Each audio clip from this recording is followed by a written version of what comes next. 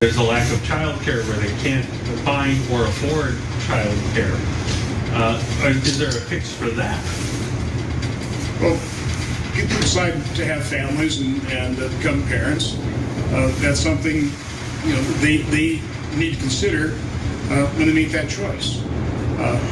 I've never really felt it was society's responsibility to take care of other people's children. That's Senator Ron Johnson of Wisconsin responding to a question about child care that's needed for a lot of families and parents that are trying to get back into the workforce as we're trying to fight our way out of this pandemic. So as you heard there, if we're talking about people and people trying to get back in the workforce, which many people have been talking about in the country, how we can get back, get the economy going again, people need to go to job interviews, people need to go to work. How will they do that when we're still dealing with these issues with childcare? He did say when people are planning something, they make a choice about whether or not they're gonna have children, and that society shouldn't take care of those little dirty bastards, right? He said something about choice. It's weird because maybe you should take this pro-choice argument to Texas, states like that are pushing anti-choice bills for women and what they should do with their bodies. In fact, I'm gonna help them out. This is perfect part. You can show them this every time, Ron, about choice. That's something they need to consider when they make that choice. When they make that choice.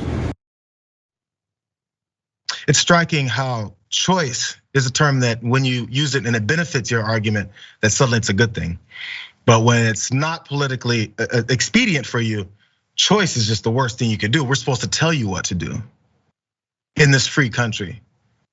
But now it's choice. It's choice now because he's thinking about how society shouldn't pay for your kids. You know who society is? In case you guys don't know, society is the people that he's talking to.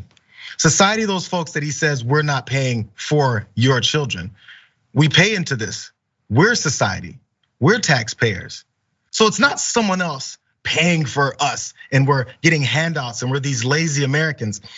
We're Americans, we pay into the system, and we would like to have representatives that listen to what we're saying and do those things. Now, again, in case Ron Johnson doesn't know the reason many people may choose to not carry a pregnancy to term, here's a study from BMC Women's Health, and they talk about many of the reasons that women do go through this decision. Women's reasons for seeking an abortion fell into 11 broad themes. The predominant themes identified as reasons for seeking abortion included financial reasons, 40%.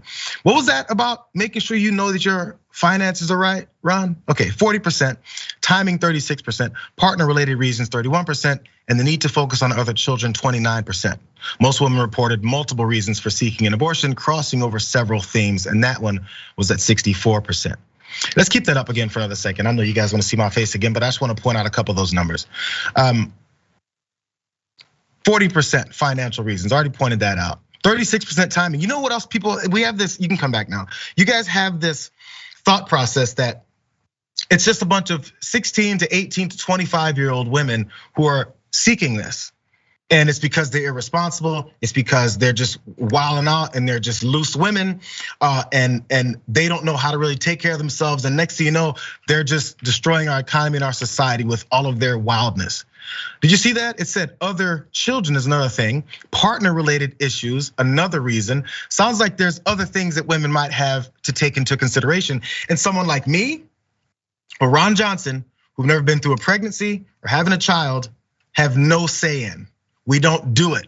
And in fact, if I wanna know whether or not what reasons women might have, I do something like look up a study like this and find out what are the main reasons women might do this. Because many of them make these decisions when they're married, when they already have children, when they're a little older. But we keep painting this picture of this young, responsible, idiot woman who likes to go around and sleep around with a bunch of guys, which by the way, if she wants to, she can. But that's the basis for how we have this negative spotlight on what we deem the worst kinds of people in the world. Anyway, so that's just the first point. He did say he wanted to have some other opportunities for people to get jobs. And that would be maybe through a jobs bill, something like that. So follow-up question for Ron Johnson. Where's that opportunities bill for people to get more, to get back into the workforce? Because again, this question began with do you think you're gonna do something about the childcare issue for getting people back to work? Because we're pushing, get back to work, get back to work, get back to work. Your children be damned. I thought we cared about the children.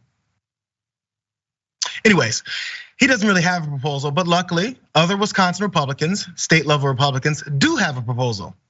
Spoiler alert, it doesn't work. But let's go to these graphics anyway from Spectrum News. One, Tuesday morning, Republican leaders unveiled their quote, stronger workforce package, and it's aimed at promoting reemployment, protecting safety net programs, and eliminating fraud. I'm gonna say that again. Promoting reemployment, that sounds good. Protecting safety net programs, we know what that means. Those are the social safety net programs like things like childcare programs that we're trying to push. WIC and those things, welfare, those types of things that they're saying we need to narrow down, and specifically unemployment benefits. That's what they're really pushing for, and also eliminating fraud. So they're proposing there's fraud in this. They're proposing that unemployment benefits are being used up by a bunch of lazy folks with children. This is how they're getting people back to work. It sounds like they're trying to punish the people that are trying to get back to work while they call them dirty bastards for not really getting back into work. Next quote from that. The proposals include tying unemployment benefits to the employment rate, so there's a shorter period to collect when jobs are plentiful, as well as withholding benefits from those who don't show up to job interviews. There would also be more checks on program eligibility for those who request the help.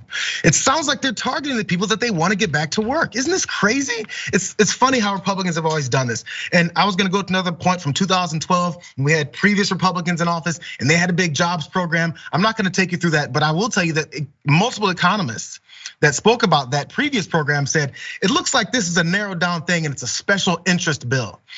That's what politicians do. They tell you one thing in your face, they make you hate the person who's in our society that's looking for that help so they can help contribute to our society and use it against you. And you think you're high and mighty, you think you're with Ron Johnson. Ron Johnson doesn't care about your kids when you're carrying them. He doesn't care about your kids once they're born. He acts like he cares about them when you're carrying them. Once they're born, there's a cartoon, maybe I should have brought it up. They're screaming about protect the children.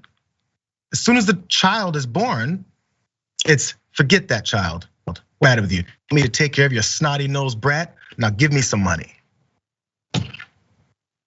When are we gonna stop going for it?